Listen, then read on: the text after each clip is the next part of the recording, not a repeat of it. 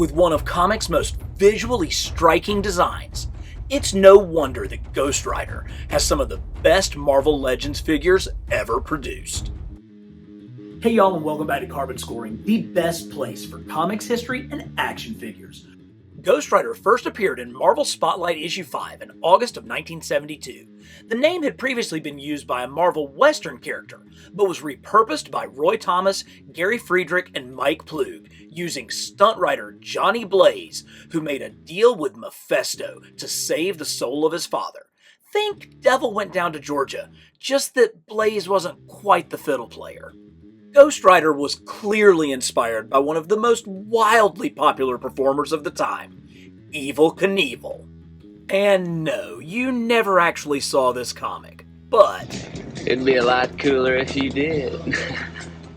The original Ghost Rider title lasted a decade, from 1973 to 1983, with artist Don Perlin providing the definitive look for the Spirit of Vengeance. While Toy Biz gave Ghost Rider his own 5-inch line back in 1996, it was 2004's figure from Series 7 that best captured the look of Johnny Blaze. I mean, this thing is gorgeous, and the bike it came with perfectly captured the comic look. Taking a look at this figure close up, you can see the astonishing attention to detail, with the translucent flames leaping off his head and the bones of the spine blending down into the ribs as they disappear behind his leather jacket, which nicely hides some of the earliest versions of butterfly joints at the shoulders. As a bonus, when you open the jaw, the glowing eyes appear inside the skull. But Toy Biz was never satisfied, giving us a variant edition of Blaze in mid-transformation with his own flaming red cycle. The figure came in a blue racing suit, much more consistent with his 1970s comic look. But it's that head sculpt that blows me away, showing the skin melting away from Blaze's face as his head is engulfed in hellfire. The 90s saw a new Spirit of Vengeance with Danny Ketch, a retconned long-lost brother of Johnny Blaze, created by Howard Mackie and Javier Saltares. A perfect visual character for the XS era of the 90s, the title ran from 90 to 98 and is perhaps most famous for Mark Teixeira's glow-in-the-dark cover to issue 15.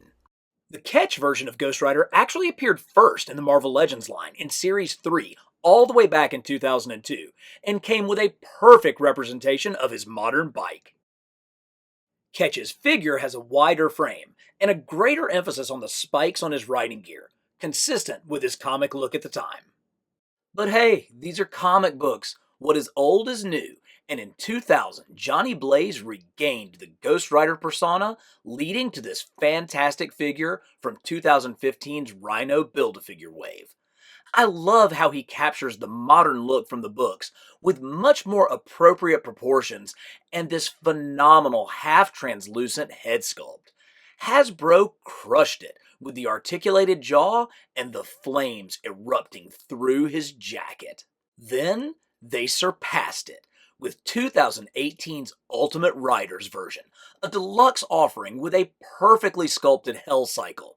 It was an improvement from the previous figure in every way, including even better paint on the head sculpt and a flaming chain accessory, which is truly one of the best things Hasbro has ever produced.